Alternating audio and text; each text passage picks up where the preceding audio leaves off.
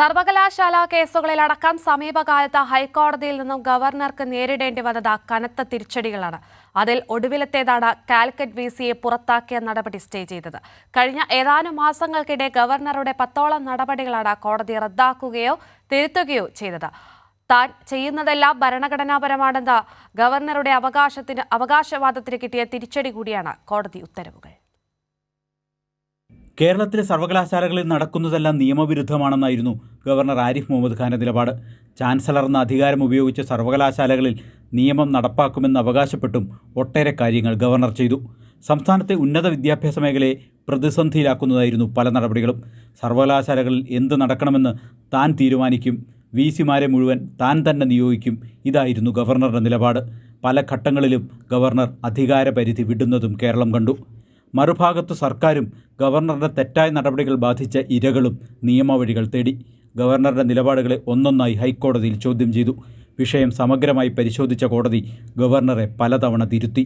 Governor Arif Muhammad Khan Kerala ഹൈക്കോടതിയിൽ നിന്ന് ലഭിച്ച തിരിച്ചടികൾ നിരവധിയാണ്.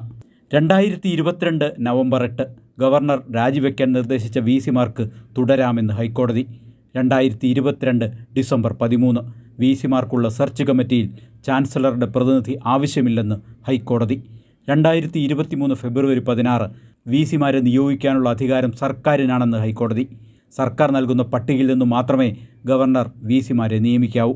2023 ഫെബ്രുവരി 20 KTU വിസി സ്ഥാനത്ത് നിന്ന് സിസ തോമസിനെ സർക്കാരിന് മാറ്റാം. ഗവർണർ ചട്ടം മറികടക്കരുതെന്ന് ഹൈക്കോടതി. 2023 മാർച്ച് 17 KTU സിൻഡിക്കേറ്റ് എടുത്ത തീരുമാനങ്ങൾ സസ്പെൻഡ് ചെയ്ത ഗവർണറുടെ നടപടി ഹൈക്കോടതി റദ്ദാക്കി. 2023 മാർച്ച് 24 സെനറ്റ് അംഗങ്ങളെ പുറത്താക്കിയ ഗവർണറുടെ നടപടി ഹൈക്കോടതി റദ്ദാക്കി.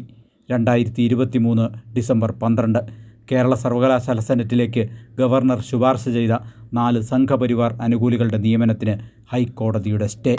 ഒടുവിൽ കാലിക്കറ്റ് സർവകലാശാല വിസിയെ പുറത്താക്കിയ നടപടി അനിശ്ചിതകാലത്തേക്ക് സ്റ്റേ ചെയ്തിരിക്കുകയാണ് ഹൈക്കോടതി. മുൻപ് ബില്ലുകൾ പിടിച്ചുവെച്ച വിഷയത്തിലുൾപ്പെടെ സുപ്രീം കോടതിയിൽ നിന്നടക്കം ആരിഫ് മുഹമ്മദ് ഖാന് വലിയ തിരിച്ചടികളായിരുന്നു നേരിട്ടത്. ഹൈക്കോടതിയിലും സുപ്രീം കോടതിയിലുമായി വിവിധ ബെഞ്ചുകളിലായി സർവകലാശാലകളുമായി ബന്ധപ്പെട്ടതും അല്ലാത്തതുമായ ഒട്ടേറെ കേസുകൾ ഇനിയും പരിഗണനയിലുമുണ്ട്.